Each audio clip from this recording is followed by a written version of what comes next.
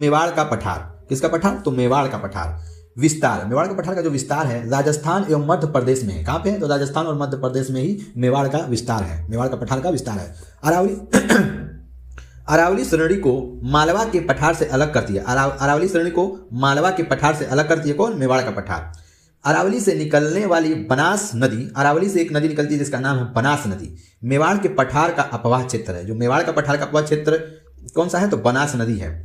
बनास नदी चंबल नदी की प्रमुख सहायक नदी है। बनास नदी चंबल नदी की प्रमुख सहायक नदी है। मेवाड़ का पठार, इसको राजस्थान उच्च भूमि के नाम से जाना जाता है। मेवाड़ का पठार को राजस्थान उच्च भूमि के नाम से जाना जाता है। मेवाड़ का पठार यह मालवा के पठार का ही भाग है। मेवाड़ का पठार जो है वो मालवा के पठार का ही भाग है। मेवाड़ का पठार काली मिट्टी पाया, मेवाड़ के पठार में काली मिट्टी पाया जाता है जो कपास, चना, दलहन, तिलहन के लिए प्रमुख उपजाऊ मिट्टी माना जाता है। काली मिट्टी मेवाड़ के पठार में पाया जाता है।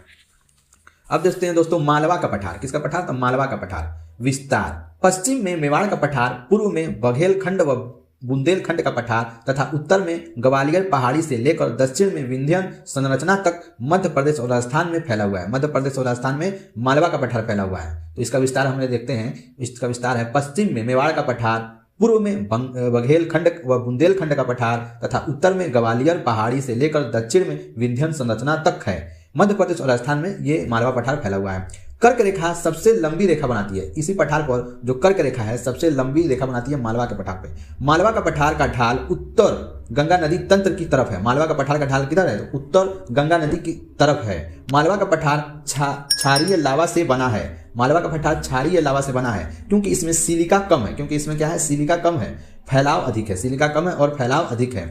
लावा या बेसाल्ट से निर्मित होने के कारण मालवा का पठार लावा या बेसाल्ट से निर्मित होने के कारण अपक्षय से काली मृदा का विकास हुआ है। कारण अपक्षय से काली मृदा का विकास हुआ है। काली मिट्टी एल्यूमिनियम, मैग्नीशियम, पोटास, आयरन की अधिकता होती है। काली मिट्टी में एल्यूमिनियम, मैग्नीशियम, पोटास, आयरन की अधिकता होती है। नाइट्रोजन एवं फास्फोरस की कमी होती है। नाइट्रोजन एवं फास्फोरस की कमी होती है। ह्यूमस जैविक तत्व भी कम मात्रा में होते हैं, जिसे इनमें जैविक तत्व यानी ह्यूमस यानी जैविक तत्व भी कम मात्रा में होते हैं।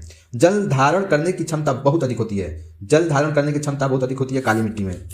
वार्षिक वर्षा 80 से 100 सेंटीमीटर है, जो कि भूमिगत जल की कमी देखने को मिलता है। वार्षिक वर्षा 80 से 100 सेंटीमीटर है, इसलिए भूमिगत। Subscribe and like my channel and share.